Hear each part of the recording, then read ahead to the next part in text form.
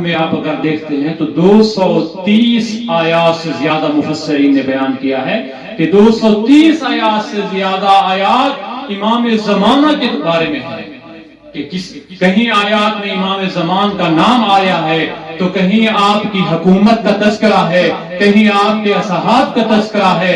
اگر ناموں کو دیکھیں تو میں فقط 2-3 نام کا تذکرہ کروں گا اور آپ کی زحمت کو تمام کروں گا۔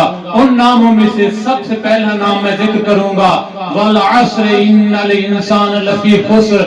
سورۃ عصر آپ سب کو آتی ہے، آپ سب نے یاد کیا ہے، اس کی پہلی آیت والعصر ہے، اور اس آیت میں مفسرین نے کہا ہے اس عصر سے مراد کیا ہے۔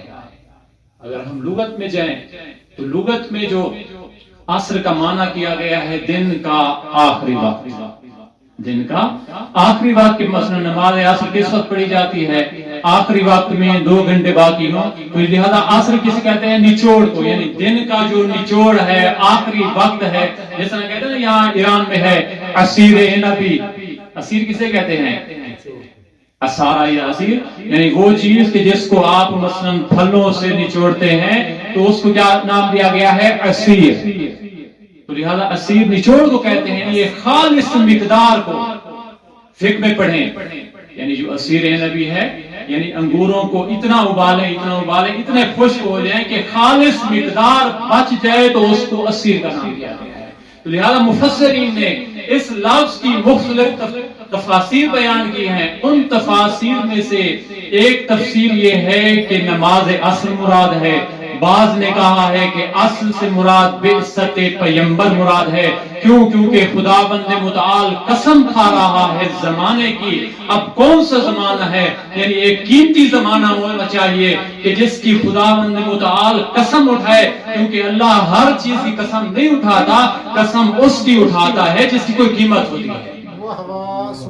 لہذا علامہ طباطبائی نے بیان کیا ہے کہ ایک نظریہ یہ ہے کہ اصل سے مراد بعثت پیغمبر اکرم صلی اللہ علیہ وآلہ وسلم کا زمانہ ہے۔ پھر بعد نے کہا ہے کہ اصل سے مراد عصر برزخ ہے، لیکن امام جعفر صادق علیہ السلام سے یہ حدیث ہے اور اس حدیث کو نقل کیا ہے صاحب تفسیر برہان سید ہاشم بحرانی نے، اور انہوں نے نقل کیا کہ امام جعفر صادق علیہ السلام فرماتے ہیں کہ والعصر عصر خروج القائم، کہ اصل سے مراد امام زمانہ کے قیام کا زمانہ ہے۔